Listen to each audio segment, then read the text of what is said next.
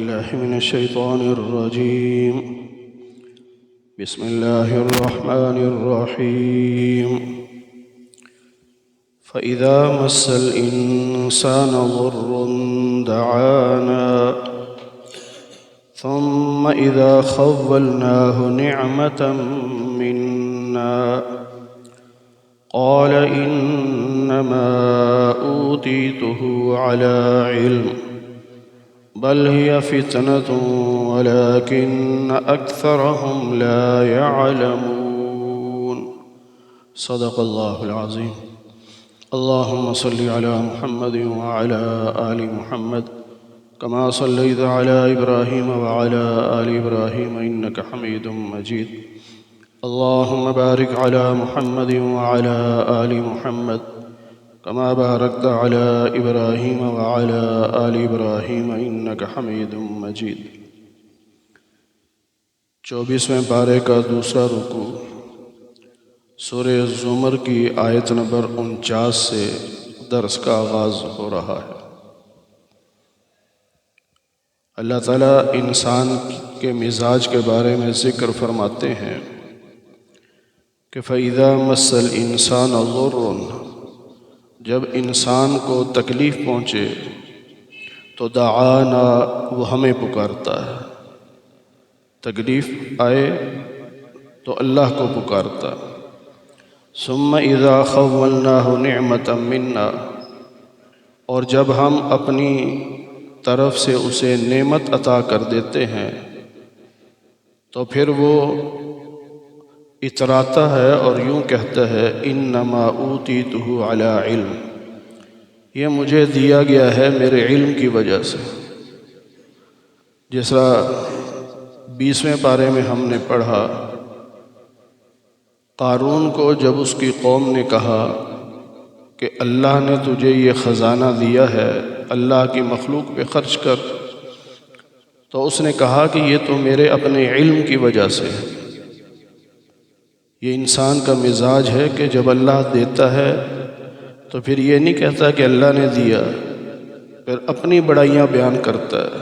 میں نے بڑی محنت کی، میں نے فلاں ڈگری حاصل کی، میں تو 24 گھنٹے ڈیوٹی کرتا رہا تب جا کے میں یہاں پہنچا۔ کبھی نہیں کہتا کہ اللہ نے مجھے دیا ہے۔ تو یہ اللہ شکوہ کر رہے ہیں کہ مصیبتوں کو دور ہم کرتے ہیں، رحمتیں ہم کرتے ہیں، تو ہمارا شکر ادا کرنا چاہیے۔ اللہ کہتے ہیں بل ہی فتنۃ، بلکہ یہ آزمائش ہوتی ہے۔ پریشانی آئے وہ بھی آزمائش ہے، اللہ مہربانی کرے تو وہ بھی آزمائش ہے۔ نبی کریم صلی اللہ علیہ وسلم کا ارشاد ہے کہ مومن کی ہر حالت خیر ہی خیر ہے۔ دو ہی حالتیں ہوتی ہیں، یا تو بندہ خوش ہوتا ہے یا پریشان ہوتا ہے۔ اگر خوش ہو تو وہ شکر ادا کرے، اللہ شکر پہ اسے ثواب دیتے ہیں۔ اگر پریشان ہے تو صبر کرے، اللہ صبر پہ ثواب دیں گے۔ وَلَٰكِنَّ أَكْثَرَهُمْ لَا يَعْلَمُونَ، لیکن اکثر لوگ جانتے نہیں۔ قَدْ قَالَهَا الَّذِينَ مِن قَبْلِهِمْ، اسی طرح کی باتیں ان سے پہلے لوگوں نے بھی کی تھیں، یعنی پہلے جو قومیں گزر چکی، قوم نوح، قوم عاد، قوم ثمود، ان قوموں نے بھی ایسی ہی باتیں کی تھیں، لیکن جب اللہ کی پکڑ آئی تو پھر ان کی کمائی ان کے کام نہیں آئی۔ جو کچھ کمایا تھا وہ ان کے کام نہیں آیا۔ فَأَصَابَهُمْ سَيِّئَاتُ مَا كَسَبُوا، انہیں ان کے کرتوتوں کی وجہ سے مصیبت پہنچی، برائی پہنچی، یعنی عذاب پہنچا۔ وَالَّذِينَ ظَلَمُوا مِنْ هَؤُلَاءِ، ان لوگوں میں سے بھی جو ظالم ہیں یعنی مشرک ہیں، سَيُصِيبُهُمْ سَيِّئَاتُ مَا كَسَبُوا، ان قریب ان کو بھی برائی پہنچے گی ان کے کرتوتوں کی وجہ سے۔ یعنی جیسے پہلی قوموں پر ان کے گناہوں کی وجہ سے عذاب آیا، تو ان مشرکین مکہ پر بھی ان کے گناہوں کی وجہ سے عذاب آئے گا۔ وَمَا هُمْ بِمُعْجِزِينَ، اور یہ بھاگ نہیں سکتے، بچ نہیں سکتے کہ اللہ کی پکڑ سے یہ بچ جائیں، ایسا نہیں ہو سکتا۔ اولم یعلموا، کیا یہ لوگ نہیں جانتے، ان اللہ یبسط الرزق لمن یشاء، اللہ جس کے لیے چاہتا ہے رزق کشادہ کر دیتا ہے، زیادہ کر دیتا ہے، ویقدر، اور جس کے لیے چاہتا ہے کم کر دیتا ہے۔ تو رزق کا زیادہ ہونا کم ہونا یہ انسان کا اپنا کوئی کمال نہیں، یہ اللہ کی مرضی سے ہوتا ہے۔ اللہ کسی کو دولت زیادہ دیتا ہے، کسی کو کم دیتا ہے، اور یہ امتحان ہوتا ہے۔ ان فی ذلک لآیات، اس رزق کے کم اور زیادہ ہونے میں اللہ کی نشانیاں ہیں ان قوموں کے لیے جو ایمان لائے ہیں۔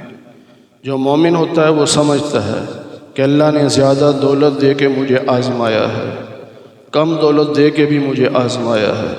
مومن تو سمجھتا ہے کہ دولت زیادہ ہو یا کم ہو یہ امتحان ہے۔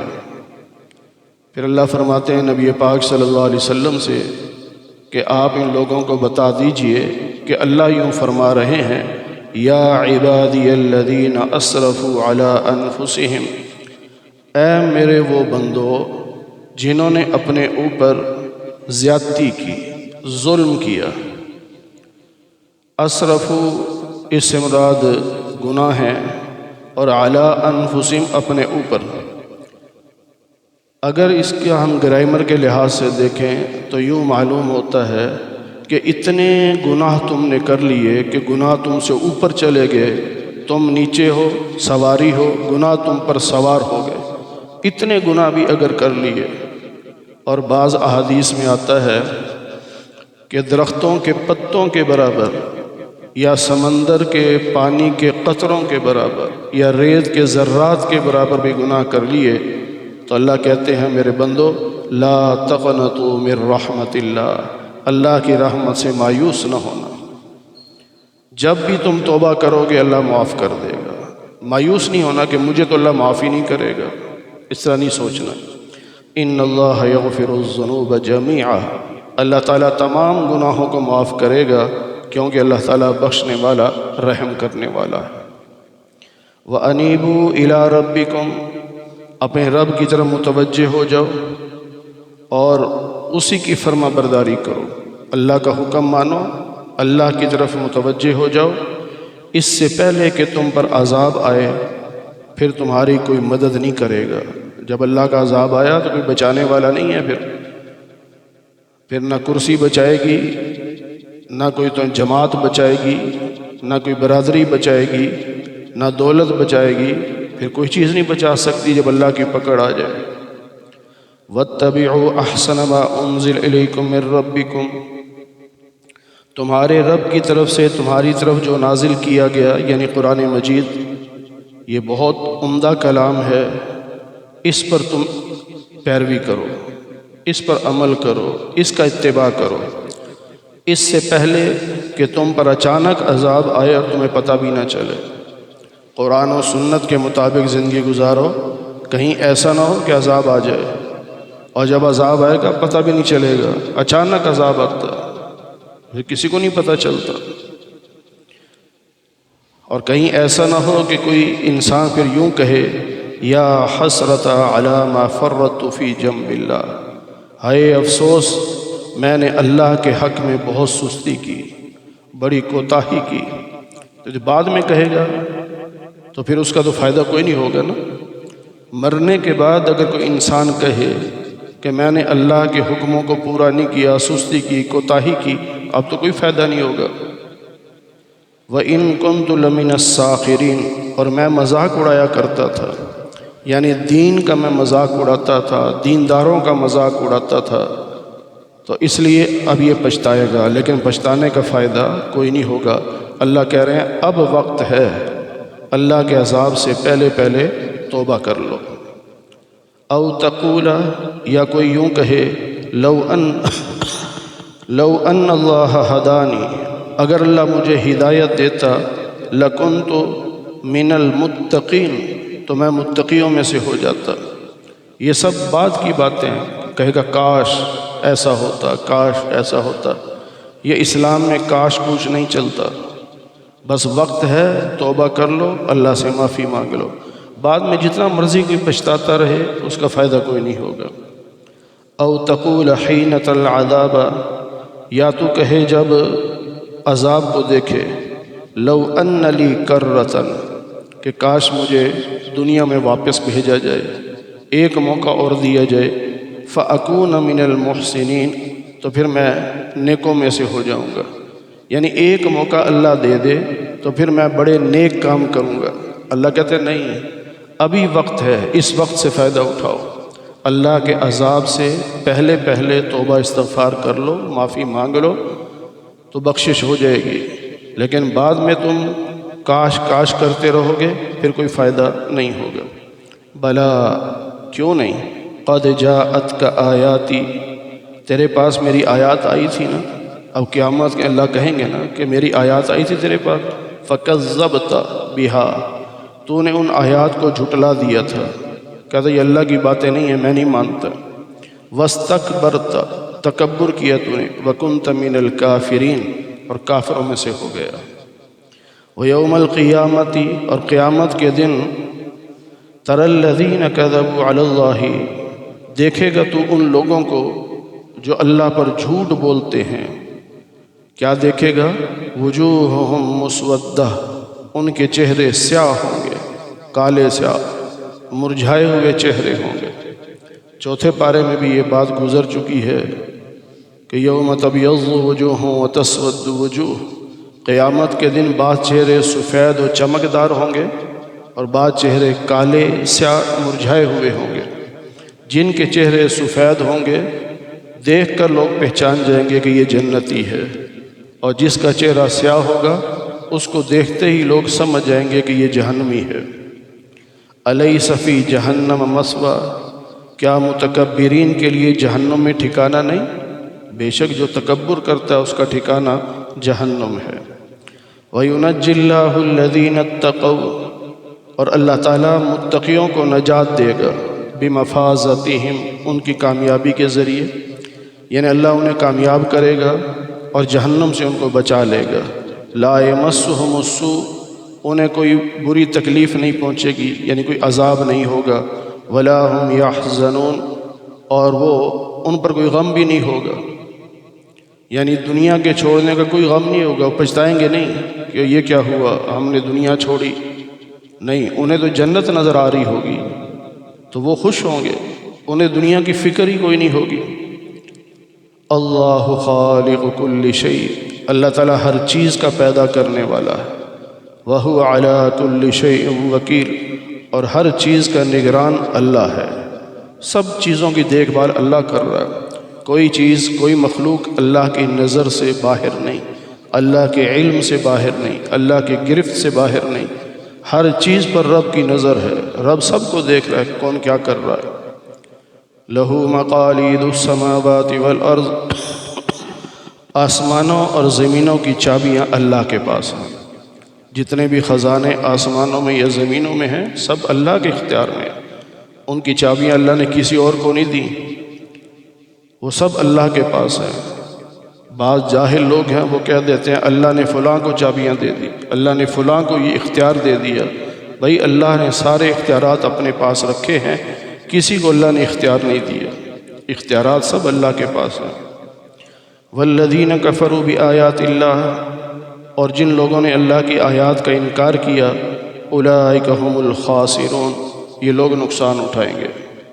جو دنیا میں اللہ کی آیات کا انکار کر رہے ہیں کہ ہم نہیں مانتے، یہ اللہ کا حکم ہے، کہتے ہم نہیں مانتے، نہیں مانتا تو پھر قیامت کے نقصان اٹھائے گا۔ قل، اے نبی آپ ان سے کہیے کہ اے جاہلو، کیا تم یہ چاہتے ہو کہ میں اللہ کے علاوہ کسی اور کی عبادت کروں؟ کیونکہ مشرک یہی کہتے تھے نا کہ آپ ہمارے بتوں کی عبادت کریں، پھر کہتے تھے ہمارے بتوں کو کچھ نہ کہیں، پھر کبھی کہتے تھے معاہدہ کر لیتے ہیں 1 سال آپ ہمارے بتوں کی عبادت کریں، 1 سال ہم آپ کے رب کی عبادت کریں گے۔ تو اللہ نے منع کر دیا نبی پاک صلی اللہ علیہ وسلم کو ایسا سوچنا بھی نہیں، انہیں کہہ دیں کہ ایسا نہیں ہو سکتا، بس اللہ وحدہ لا شریک ہے، وہی خالق و مالک ہے، وہی رازق ہے، وہی مسجود و معبود ہے، اس لیے ہم تو اسی کی عبادت کریں گے اللہ کے علاوہ ہم کسی کی عبادت نہیں کرتے، نہ کسی کے نام کی نظر و نیاز دیتے ہیں، نہ کسی اور کے نام کی منت مانتے ہیں، نہ کسی اور کو سجدہ کرتے ہیں، نہ کسی اور سے مدد مانگتے ہیں، ہم تو صرف اللہ کی عبادت کرنے والے ہیں۔ وَلَقَدْ أُوحِيَ إِلَيْكَ، اللہ فرماتے ہیں کہ آپ کی طرف وحی بھیجی گئی اور آپ سے پہلے نبیوں کی طرف بھی وحی بھیجی گئی۔ لَإِنْ أَشْرَكْتَ، اگر بالفرض آپ شرک کریں، حالانکہ نبی شرک نہیں کرتا، نبی سے تو کوئی گناہ بھی نہیں ہوتا، نبی تو معصوم ہے، اللہ نبی کی حفاظت کرتے ہیں، گناہ نہیں ہونے دیتے، لیکن ایک مثال دے کے سمجھا رہے ہیں کہ اگر بالفرض آپ شرک کریں تو لَيَحْبَطَنَّ عَمَلُكَ، آپ کے سارے عمل برباد ہو جائیں گے۔ نیک عمل جتنے مرضی کوئی کر لے، جب شرک کرے گا تو سارے عمل برباد، کیونکہ مشرک کافر ہوتا ہے تو کافر کا کوئی نیک عمل قابل قبول نہیں ہوتا۔ تو یہ اللہ سمجھا رہے ہیں کہ اگر نبی بھی شرک کرے تو اس کے عمل ضائع ہو جائیں تو تم کیا چیز ہو، اس لیے اپنے آپ کو شرک سے بچائیں۔ نبی پاک صلی اللہ علیہ وسلم نے یہی فرمایا کہ میری امت میں سے جو شرک نہیں کرے گا اس کی مغفرت ہو جائے گی، کسی نہ کسی بہانے سے اس کی مغفرت ہو جائے گی، لیکن اگر شرک کرے گا پھر مغفرت نہیں ہے۔ وَلَتَكُونَنَّ مِنَ الْخَاسِرِينَ، اور تم نقصان اٹھاؤ گے، یعنی نیک عمل بھی ضائع اور آخرت میں نقصان کہ جہنم میں جانا پڑے گا۔ بَلِ اللَّهَ فَاعْبُدْ، بلکہ اللہ کی عبادت کرو، شرک نہ کرو، صرف اللہ کی عبادت کرو۔ وَكُن مِّنَ الشَّاكِرِينَ، عبادت کے ساتھ ساتھ اللہ کا شکر بھی کرو۔ اللہ نے توفیق دی ہے نا، عبادت کر کے اس پہ ناز نہ کرو بلکہ اللہ کا شکر ادا کرو کہ یا اللہ تیرا شکر ہے، تو نے مجھے توفیق دی ہے۔ اب دیکھیں کتنے لوگ ہیں، ہر محلے میں ہزاروں لوگ ہیں، مسجد میں نہیں آتے، ہمیں اللہ نے مسجد میں آنے کی توفیق دی، یہ اللہ کا کرم ہے، اس پہ ہمیں اللہ کا شکر ادا کرنا چاہیے۔ اللہ نے نماز پڑھنے کی توفیق دی، ہم اس پہ اللہ کا شکر ادا کریں۔ تو صرف عبادت اللہ کی اور ساتھ اللہ کا شکر بھی ادا کرنا چاہیے۔ اللہ تعالی ہمیں قرآن کریم کی صحیح سمجھ نصیب فرمائے۔ الحمدللہ رب العالمین والعاقبۃ للمتقین۔